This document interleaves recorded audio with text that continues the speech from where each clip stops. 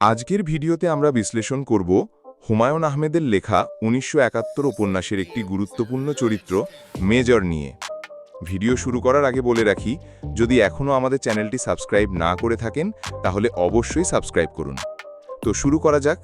হুমায়ূন আহমেদের ১৯৭১ উপন্যাসে মেজর চরিত্রটি হল মেজর নামে পরিচিত একজন সামরিক কর্মকর্তা, যিনি বাংলাদেশের মুক্তিযুদ্ধ চলাকালীন একটি গুরুত্বপূর্ণ ভূমিকা পালন করেন। তিনি একজন দেশপ্রেমিক ও সাহসী ব্যক্তি, যিনি বাঙালি জাতির মুক্তি সংগ্রামের অংশ হিসাবে শত্রুদের বিরুদ্ধে প্রতিরোধ গড়ে তোলেন এবং যুদ্ধের ময়দানে নেতৃত্ব দেন। উপন্যাসে মেজর চরিত্রের মাধ্যমে স্বাধীনতা অর্জনের জন্য মানুষের ত্যাগ, সংগ্রাম এবং দেশাত্মবোধের চিত্র ফুটে উঠেছে। চরিত্রের বিশ্লেষণ: দেশপ্রেম ও দেশাত্মবোধ।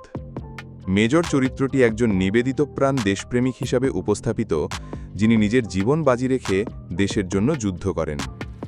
সাহস ও নেতৃত্ব: তিনি একজন সাহসী যোদ্ধা এবং একজন দক্ষ নেতা, যিনি কঠিন পরিস্থিতিতেও তার সঙ্গীদের মনোবল ধরে রাখতে এবং যুদ্ধক্ষেত্রে কার্যকর নেতৃত্ব দিতে সক্ষম হন।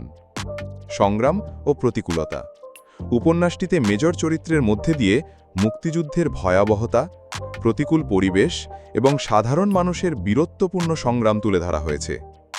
জাতিগত পরিচিতি: এই চরিত্রটি বাঙালি জাতির একাত্মতা ও প্রতিরোধের প্রতীক, যিনি যুদ্ধ অপরাধীদের বিরুদ্ধে লড়াই করে স্বাধীন বাংলাদেশ প্রতিষ্ঠার স্বপ্ন দেখেন। প্রতীকী ভূমিকা: মেজর চরিত্রটি শুধু একজন সামরিক কর্মকর্তা নন, বরং তিনি মুক্তিযুদ্ধের এক সম্মিলিত চেতনার প্রতিনিধিত্ব করেন, যা পাঠকদের দেশপ্রেম ও জাতীয়তাবাদের অনুভূতি জাগ্রত করে।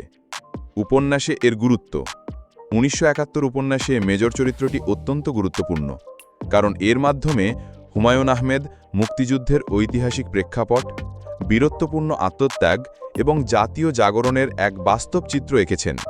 এই চরিত্রের মাধ্যমে পাঠক সরাসরি যুদ্ধের ময়দান ও তার পারিপার্শ্বিকতা সম্পর্কে জানতে পারেন এবং মুক্তিযুদ্ধের চেতনার সাথে একাত্ম হতে পারেন।